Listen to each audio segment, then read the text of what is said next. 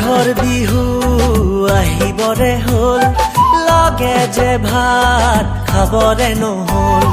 মাঘৰ বিহু আহিবৰে হ'ল, লগে যে ভাত খাবৰে নহ'ল। তোৰে মোৰে মনতে চোন উৎসাহৰে কেইঢল, নাই আমাৰে কোনো হিন্তৰ, নহয় কোনো কাৰো তল। মাথো অসমীয়া আমি, মাথো অসমীয়া, ও মাথো অসমীয়া হে আমি, মাথো অসমীয়া।